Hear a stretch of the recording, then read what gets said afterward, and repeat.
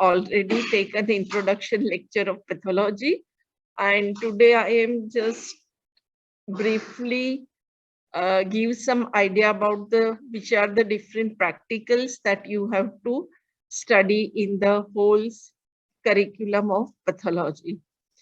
Now, before we go to the certain different types of the practical that you have to learn, what is the aim of the study of the pathology?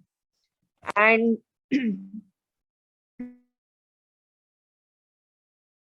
that is, and you should develop the certain skill and knowledge regarding the subject of pathology. So the aim is that is a comprehension of the causes, evolutions, and mechanism of the disease that you should know. And also you have a knowledge of alteration in gross and cellular morphology of the organ in a disease state. That is a very important, that by seeing the gross examination and microscopic examination of the particular lesions, we can diagnose n number of the disease. And that is our final diagnosis. On our diagnosis, the clinicians or the oncologists, they can start the treatment. So that is very important, that which are the alterations that can be found on gross and microscopically on every organ in every particular diseases, that you should know whole. And also how to correlate with the history and clinical manifestation of disease. How can our diagnosis, the clinicians start the therapy? So that is the main importance aims of the pathology, study of the pathology. Now, before you go, just I forgot to give my introductions. I am Dr. Kevri Patel. I am professor in pathology in Department of Pathology, and I have been working in this institute since more than 25 years. So this is my introductions. Now you should also know the what is the objectives of the study of the pathology. So as the end of the whole course, the student should be able to understand and explain about the causes, mechanisms, and which are the etiological or causations and extent of the disease. And also very important is what is the pathogenesis of a disease, that is how this disease which can be developed, which are the mechanisms by which disease happen. So that we call as a pathogenesis. And I already told the gross and microscopic finding is very important, and you have to correlate the symptoms and signs and diagnose the disease, and by which we can diagnose the disease. And also the prognosis of disease is very important, as we come to know these patients had been survived, what is the life expectancy after diagnosis of disease, and that is we called as a prognosis of a disease. And also you have to develop the certain skill, and that is the most important technical procedure. And how can you perform that test? What is the interpretation of the result? And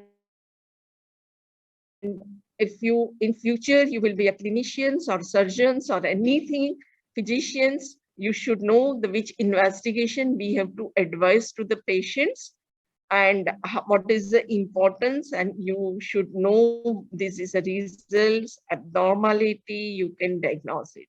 So that is a very basic skill that you have to develop. And for the communications, it is very important that integrate the cause of the disease and relationship of the different etiological factors, social, economical, or environment that contribute to the natural history of the disease that is the most prevalent in India. So that is that you should know. I'm not going to detail on the introduction, but you should know that what is the pathology, and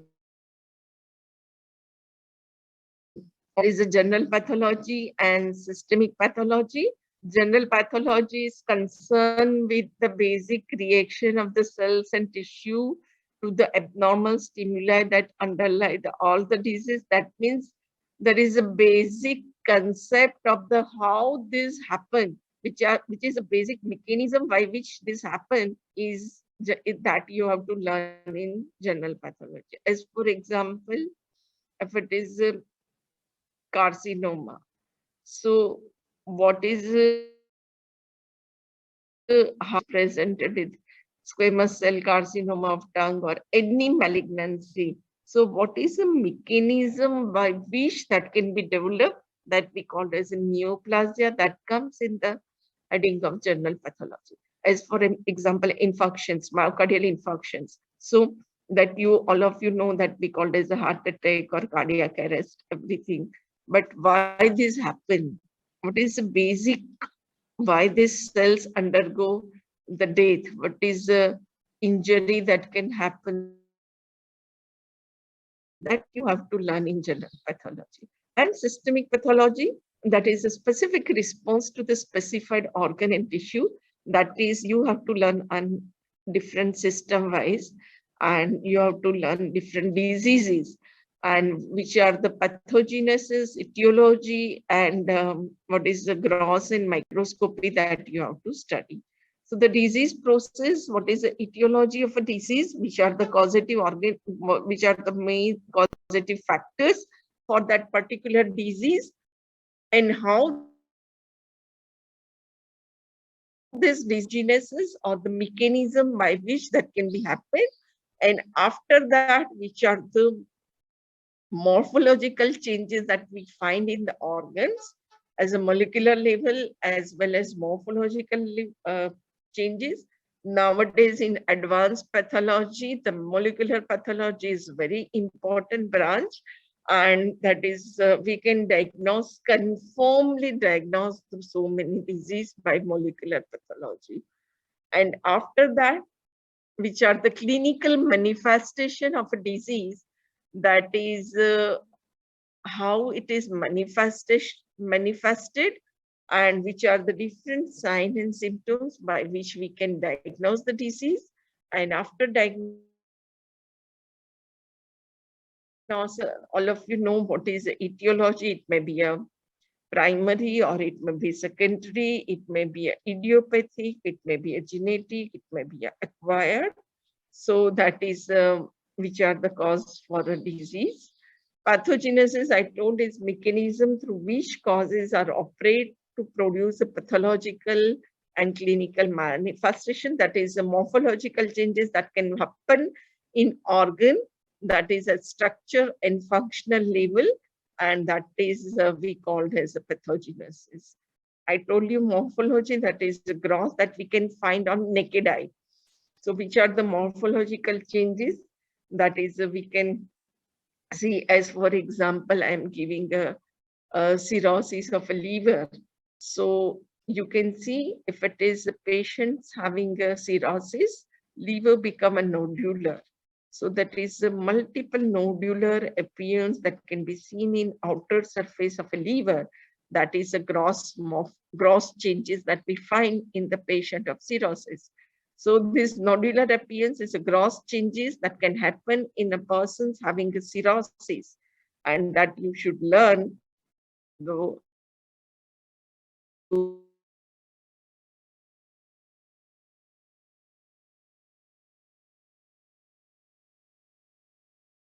changes that can be happen in any organ by which we come to know the which are the diagnosis of a disease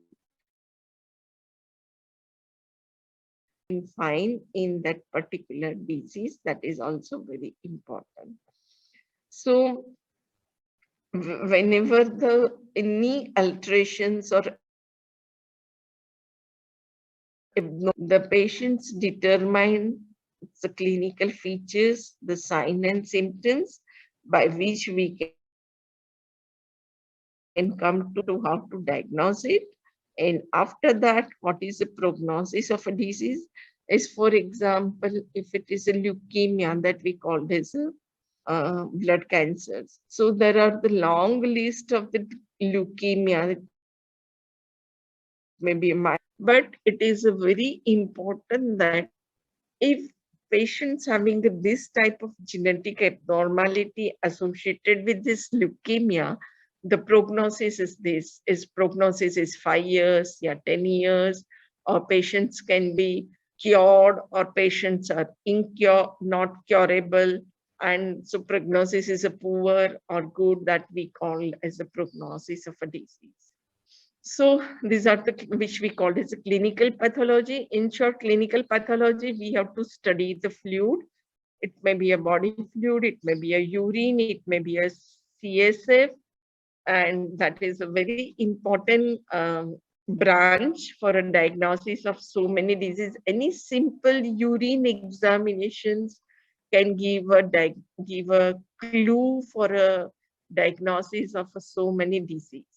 So it is very important investigations, and you have to learn in the practical, that is from physical examination to the microscopic examination of a urine. It's a very simple investigations, but we come to know the diagnose so many diseases. Clinical hematology, which is deals with the concentration and form elements of blood, plasma, and serum factor linked with the blood cells. And by clinical hematology is also very important branch by which we can diagnose so many diseases, like from starting from anemia to leukemia to coagulation disorder to bleeding disorders and certain neoplastic disease of blood that we called as myeloproliferative disorders, myelodysplastic syndrome. So this is a very important branch of that is we call as a hematology. Immune hematology that deal with antigen antibody reactions, and that is in old term we called as the blood banking. Now we called as the blood transfusion services, and in which simple blood grouping to how this we do the transfusion to the patients. There are the recent technique that is the apheresis that comes under the heading of blood transfusions.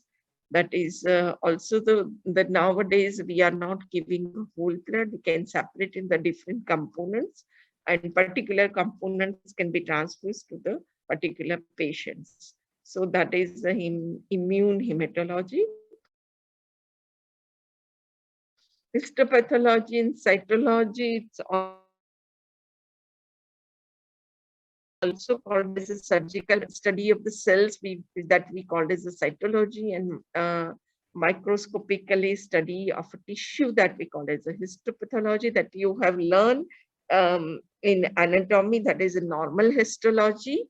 Now you have learned which are the abnormal in particular disease that we called as a histopathology, and which is a very important branch of pathology. And as even cytology is also, we can just examine, there are the different types of the cytology, exfoliative cytology and fine needle aspiration cytology. And that is a study of the cells. We can early diagnose the disease, and even surgeon can come to know whether the plan for the surgery, if as for example, if there is a breast cytology prior to operation, if the surgeon knows plan is operation according to the lesions. Whether it is benign, then only there is a lumpectomy. If it is malignant, he has to go for mastectomy, that is a whole removal of the breast. So that is the importance of the cytology. We can early diagnose the disease, that is by cytology. Now, nowadays, you have to study all the manual method in practical examinations. But nowadays, there is a recent, that is, there is automation in the laboratory. And that is, there are nowadays all the automated machines are available within less than 1 minute if it is on hemogram or histogram. So that is important. That is a reduction in variability of result, reduce the workload, increase the number of the tests in less time, and we can decrease the error, human error, and improve the accuracy, and that use the minimum amount of sample and reagent. And that is a very important, that is we have to maintain the quality, and we have to do the quality control in the laboratory. So that is a very important. These are the we called as a vacutainer, and this is a we can collect the samples by these, and we can n number of the samples by collected in a single pre. That is a different vacutainer use that you will study in the next practical. I'm not going to detail on this, but there is a vacutainer is a tube which having a vacuum or the pressure inside, and there is automatic collection of the fixed amount of the blood we collected before we go for testing of that blood.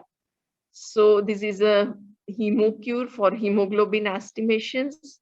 That is a automated cell counter. It's a very important investigations by which we can, they are a different parameter, 18 parameter to start from. So we can diagnose so many diseases by examining this histogram and hemogram. So it's a automated cell counter.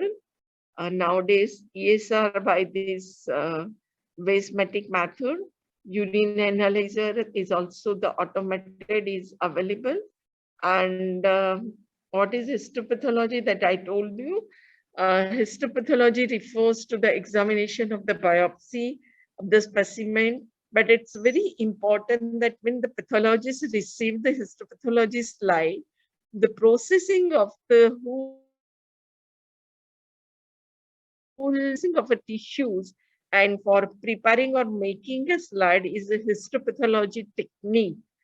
And the processing of the specimen is very important skill for histopathological technicians as well as the pathologist or the resident. They should know how we proceed the tissues and make a group slide, because unless they have not done processing properly, we does not get a good sections. Stain, that is a hematoxylin and eosin stain, which is usually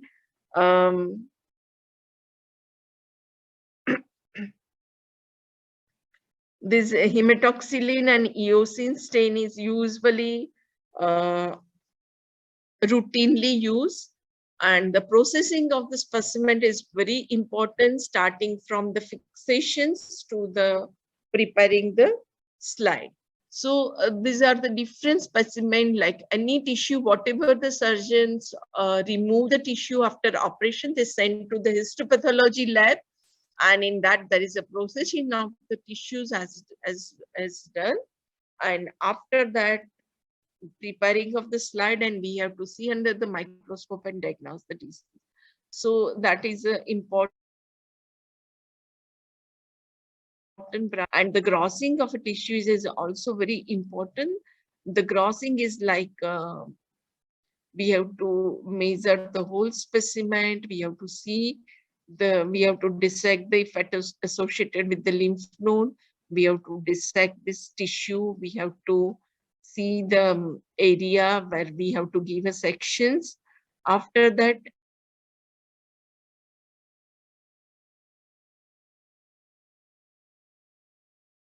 it is on patients clearing, embedding. After that, we have to stain the, and cutting is also very important skill that we have to we making the block that you will study when you nick, and that is after that stain and the slide has prepared, and the pathologist has to see the slide and reporting accordingly. Cytology is also study of the cells, and we know the pre-malignant or early diagnosis of disease. There are different types of the cytology. There is exfoliative cytology, fluid cytology, and fine needle aspiration cytology. Pap smear, that is we also called as a pap test, and that is the exfoliation of the cells from the cervical canal, and we can prepare the smear and we can stain with the pap stain, and that's why we called as a pap smear, because it's stained by the papanaculi, that is a scientist that has the pap stain is on the name of that scientist. So that is early diagnosis of the cervical cancer. Even body fluid, CSF, pleural, pericardial fluid, we come to know whether is a benign or malignant, whether then we come to know whether is a transudative or exudative. If it is exudative, even though we come to know whether is a pyogenic or whether is a viral or whether is a tubercular,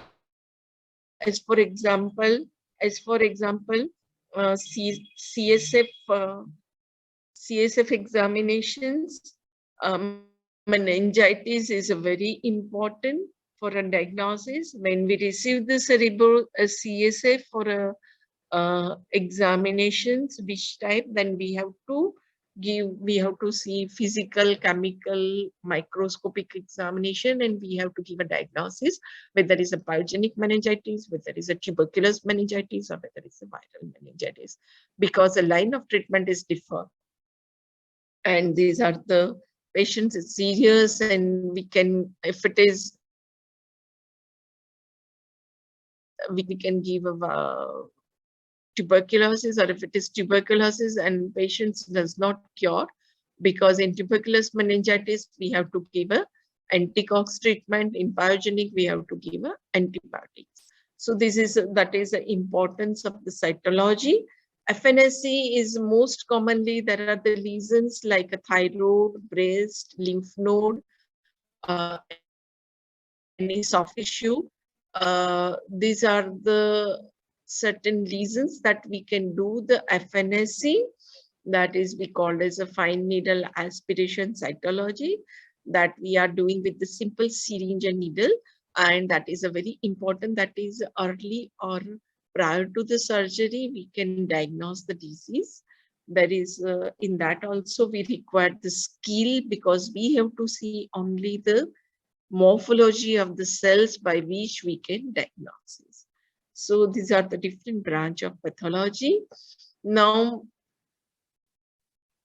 these are the skill that you have to be learn in your practical. This is starting from the collections, then hemoglobin estimations by the Salis matter. That is nowadays no one is used, but it's in your curriculum, and you have to learn how to do the hemoglobin estimations by Salis, because nowadays we are using automations, and this is there are the drawbacks of this method. And total leukocyte count, that is a manual method. Peripheral smear examination you have to learn is very important, practical, because by which we can diagnose so many hematological disease by just prepare the peripheral smear, means on this slide we can just put a drop of blood, make a smear, and stain with the hematological stain and see under the microscope. By seeing of the different variation in the RBCs, and you should know which are the normal WBCs, and by seeing the any abnormal cells in peripheral smear, we can diagnose a disease like leukemia, we can diagnose the anemia, we can also diagnose the certain parasites can be seen, that is malaria, filaria, trypanosomia, or leishmania,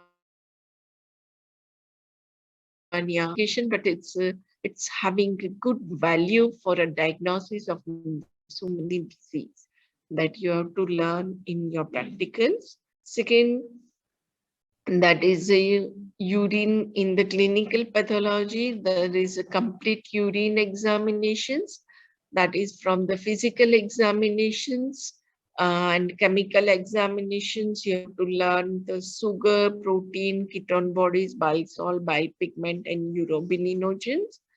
And that is we are using In our lab, we are using automated urine analyzer, but for a for a practical purpose, you have to learn the manual method.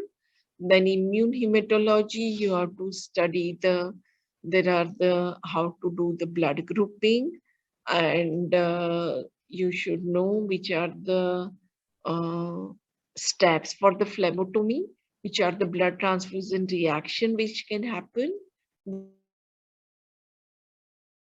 which are voluntary blood donations, which are the different components that is, and which are the indications of the each components. And most important in histopathology and cytology, that you have to study the all the lesions in the system wise, starting from, as for example, blood NRE and respiratory, you have to pneumonia, you have to study the tuberculosis, hepatocellular carcinoma, so etc. Like in systemic pathology, whatever you learn in theory, you have to learn in practical, which are the morphological changes that can be found in particular organ, and which are the microscopic changes that we can see under the microscope, and how we diagnose the disease, that you have to learn in histopathology. So in practical, you have a two journal. One is hematology and clinical pathology, and you have to learn histopathology. There are the one to practical of cytology, and that is in cytology you have to learn the pap smear, that is exfoliative cytology, and what is the importance it, how it's diagnosed, and how what is a reporting of that, we called as a Bethesda system for reporting of the pap smear, and that is the early diagnosis for a cervical cancer. And frozen section, what is the frozen section? Frozen section is processing of a tissue, unembedded tissues, and it's a procedure by which we give a results within 30 minutes, less than 30 minutes, we can diagnose the surgical specimen. So our frozen room is just near to the operation theater. If the undergoing operation, if the surgeon find to know whether his margin is positive for a malignant cells, or they come to know whether is, and as for example, they find some nodule or any tumor incidental finding, and they come to know whether it's a benign or malignant, and they immediately they send the tissue to the we can diagnose within less than 30 minutes, and